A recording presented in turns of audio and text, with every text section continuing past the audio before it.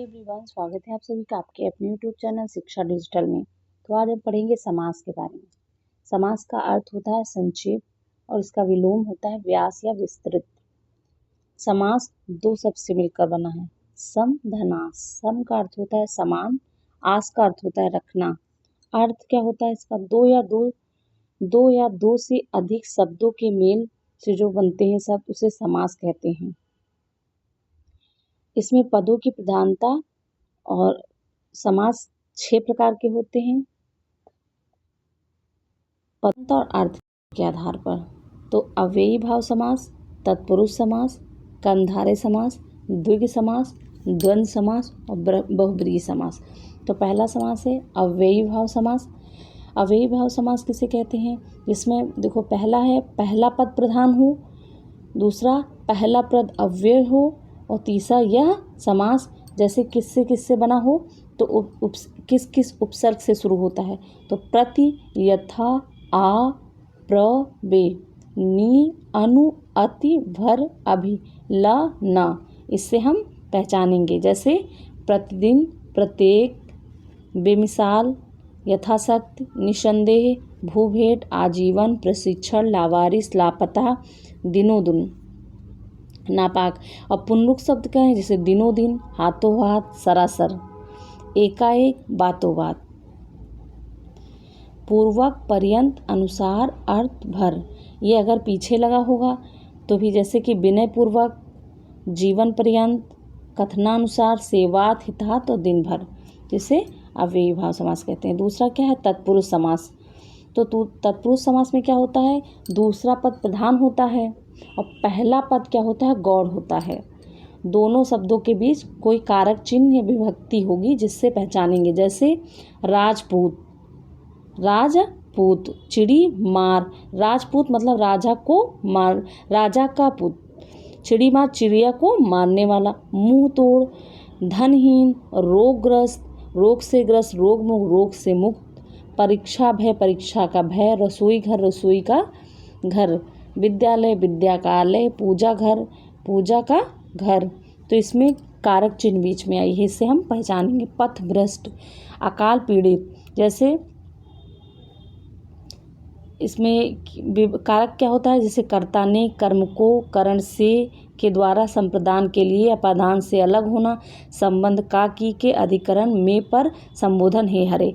तो इसमें जो तत्पुरुष समास है इसमें एक आएगा कारक चिन्ह, तो उससे हम पहचानेंगे कि कर्मधारय समास क्या होता है? जिसका कभी पहला तो कभी दूसरा पद प्रधान हो। और दूसरा क्या होता है? दोनों शब्दों के बीच विग्रह करने पर है और जो आए।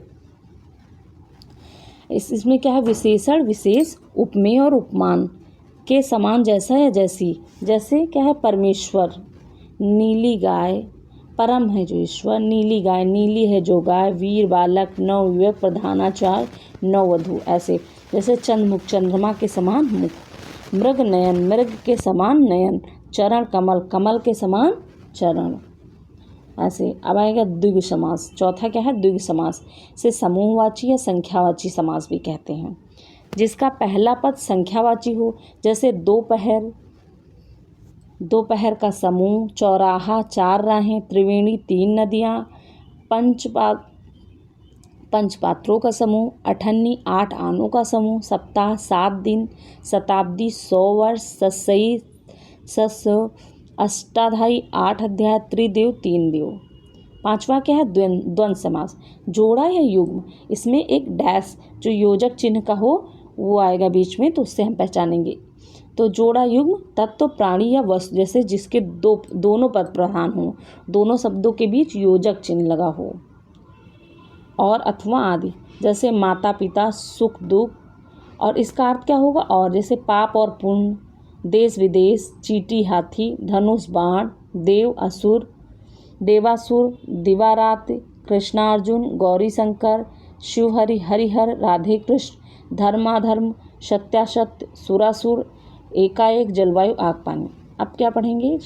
बहुब्रीहि समास, जिसके दोनों पद प्रधान हों, जबकि दोनों प्रधान, जैसे बल्कि कोई अन्य तीसरा विशेष। अप्रधानता, दोनों पद गौड़ हो। जैसे नीलकंठ, नीला कंठ है जिसका अर्थात शिव, इसमें किसी तीसरे की बात कर रहे हैं। तो नीला कंठ है जिसका था शिव,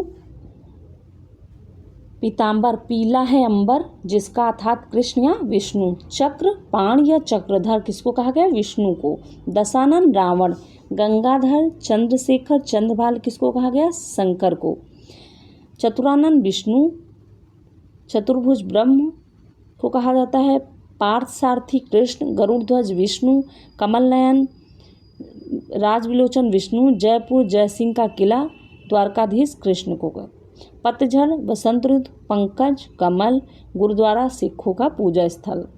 उपसर्ग वाले शब्द बहुव्रीहि समास में आएंगे जैसे सहृदय। Thank you. अगर वीडियो अच्छी लगे तो प्लीज़ लाइक करें, चैनल को सब्सक्राइब करें। Thank you.